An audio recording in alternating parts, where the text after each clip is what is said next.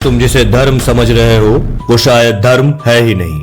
वो सिर्फ एक डिजाइन है इंसानों को कंट्रोल में रखने के लिए, एक प्रोग्रामिंग सिस्टम जो तुम्हारे जन्म के साथ ही शुरू हो जाता है। कहानी यहीं से शुरू होती है, जब मनुष्य को डर लगने लगा, आपदा से, आग से, मौत से और सबसे ज्यादा अज्ञानता से, क्योंकि हजारों सवालों के जवाब कभी मिले ही नहीं। मनुष्य की इच्छाएं बढ़ने लगीं और उम्मीद के नाम पर कुछ नहीं था, तो उस डर और उम्मीद को नाम दिया गया ईश्वर।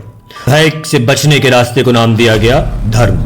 पर सोचो, भक्ति सिर्फ डर से जन्मी हो सकती है क्या? जिस रास्ते की नींव भय पर रखी गई हो वो आत्मा को मुक्ति दे सकता है। आज हम बात करेंगे धर्मों के काले सच पर।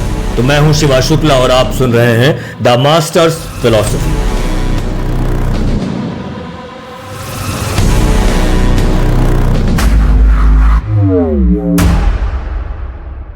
सबसे पहला सवाल यही है कि धर्म कैसे बना। लोग कहते हैं धर्म कोई इंसानी खोज नहीं बल्कि ईश्वर की ओर से भेजी गई जीवन व्यवस्था है, जो पाप पुण्य, सत्य और असत्य का भेद सिखाती है। पर क्या सच में ईश्वर ने सिस्टम बनाया है या मनुष्य ने ही ईश्वर को गढ़ लिया?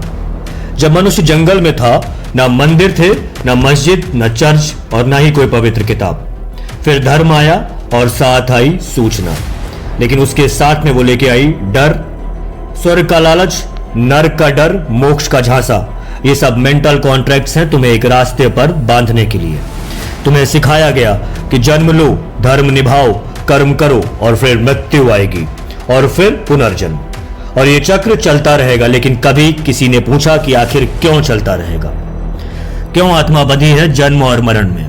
क्या ईश्वर इतना निर्दयी है कि वो अपनी संतान को बार बार जन्म देकर दंडित करता रहे? या फिर ये चक्र धर्म की बनाई हुई रचना है, जिसका उद्देश्य मुक्ति नहीं बल्कि आज्ञाकारिता है? हर धर्म के अपने रूल्स हैं, अपने ड्रेस कोड हैं, अपनी प्रेयर्स हैं। क्यों? क्योंकि हर धर्म एक सॉफ्टवेयर प्रोग्राम है और तुम एक सोल ड्रिवन हार्डवेयर। तुम पर धर्म इंस्टॉल किया गया।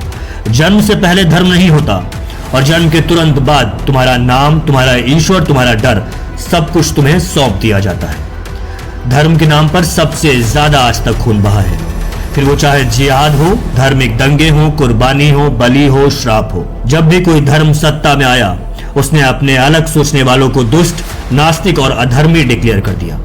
जिसने सवाल किया उसके काफिर और पापी बना दिया गया। क्या ईश्वर इतना छोटा और कमजोर हो सकता है कि वो किसी सवालों से डर जाए?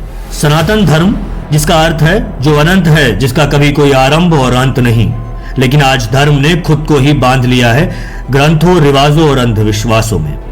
आध्यात्मिकता का अर्थ है आंतरिक, अपने अंदर जाना। धर्म का अर्थ है एक रास्ता, लेकिन जब रास्ता सत्ता का जरिया बन जाए तो रास्ता बंधन बन जाता है। तुमसे कहा गया भगवान सब देख रहा है। क्या ये एक डिवाइन ट्रूथ है या एक सर्वेलेंस फियर सिस्टम? तुम्हारे कर्म, तुम्हारे विचार, तुम्हारे निजी भाव, सब पर धर्म का नियंत्रण।